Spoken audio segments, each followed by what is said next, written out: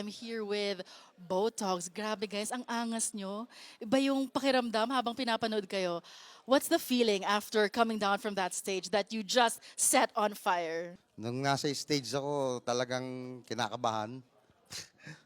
Mabilis ang tibok ng puso at naninigas ang mga daliri.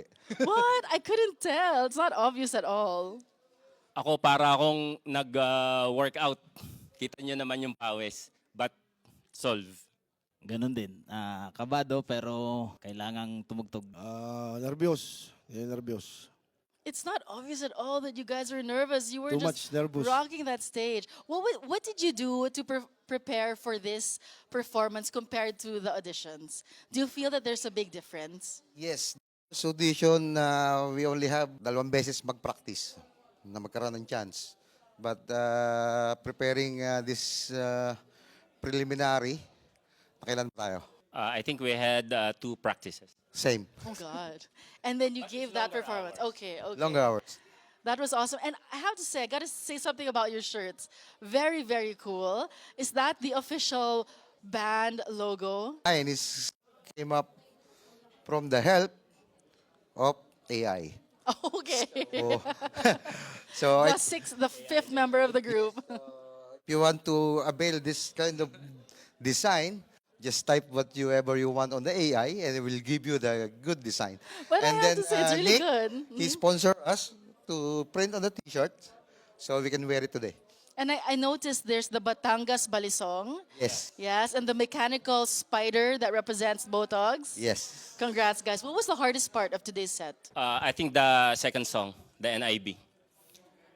I always lost my timing and grip. I lost my drumstick during the practice twice. But also, pag nanggigigil ako, bumibilis yung timing. Pero you nailed it today. What experience from, being in the auditions to the preliminaries here in the Sinag Battle of the Bands, what did this whole experience kind of tell you about yourself as a musician and also kayo as Botox? Experience. So, nagkaroon kami ng chance magtumugtog. Thank you sa Sinag. And then, chance tumugtog magkasama-sama kahit hindi kami magka-member of the band dati. So, isa pa, going paedad na kami. So, I hope halata. Ano ba yan? may next year pa. Yes. Ano po yung na-discover nyo sa mga sarili nyo bilang mga musicians? Ang masasabi ko ay we can still nail it. Yan. For sure. Kitang-kita naman yun.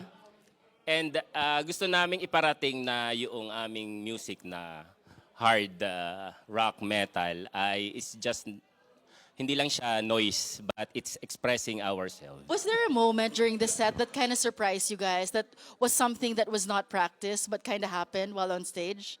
Last minute, yung second band, sinabi ng drummer sa akin na nasira yung second tom.